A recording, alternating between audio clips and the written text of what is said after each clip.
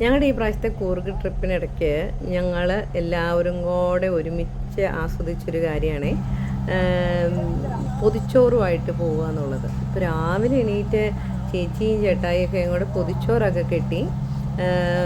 ഇപ്പം പിള്ളേർക്ക് ഈ പൊതിച്ചോറിനെ കുറിച്ചൊക്കെ ഈ ഹോട്ടലിൽ നിന്ന് വാങ്ങിച്ചും അങ്ങനെയൊക്കെയാണല്ലോ. പക്ഷേ എല്ലാവരും കൂടി ഇങ്ങനെ ഒരുമിച്ച് പോയി ഇങ്ങനത്തെ സ്ഥലങ്ങളിലിരുന്ന് കഴിക്കുന്ന ഒരു ഫീൽ ഉണ്ടായിട്ടില്ല. അപ്പോൾ പോണ വഴിക്ക് ഞങ്ങളിങ്ങനെ സ്ഥലം നോക്കി നോക്കി പോയപ്പം, കാരണം ഇത് ഫോറസ്റ്റ് റോഡിലൂടെയായിരുന്നു പോയത്. പോയ വഴിക്ക് ഞങ്ങൾക്ക് ഏതാണ്ട് പൊതിച്ചോറ് കഴിക്കാൻ ഇത് ഉണ്ടാക്കി വെച്ചതുപോലെ ഒരു സ്ഥലം ഞങ്ങൾ കണ്ടുകിട്ടി. അതായത് ഒരു ചായക്കട പോലത്തെ ഒരു സ്ഥലമായിരുന്നു. അവിടെ ആൾക്കാരാരുമില്ല, കാരണം ഇതൊരു കാടിനുള്ളിലൂടെയുള്ള വഴിയാണല്ലോ. അവിടെ ടേബിളും ഉണ്ടായിരുന്നു, നിന്ന് കഴിക്കാൻ പറ്റുന്ന രീതിയിൽ. അവിടെ വാഷ്റൂമും ഉണ്ടായിരുന്നു, വെള്ളം ഉണ്ടായിരുന്നു.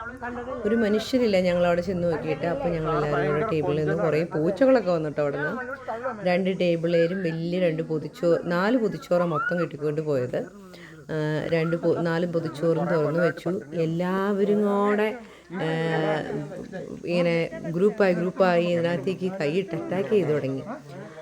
ഇതിനകത്തുനിന്ന് ഉണക്കമീൻ അങ്ങോട്ട് മോഷ്ടിക്കണു ഇങ്ങോട്ട് മോഷ്ടിക്കണു, അറിയാതെ മുട്ട പോകുന്നുണ്ടോ. അതെ, ഈ വീഡിയോ കാണുമ്പോഴാണ് ഞാൻ കാണുന്നത് എൻ്റെ ഉണക്കമീൻ കൊണ്ടുപോയ ഉണക്കമീൻ കള്ളൻ ആരാണെന്നൊക്കെ.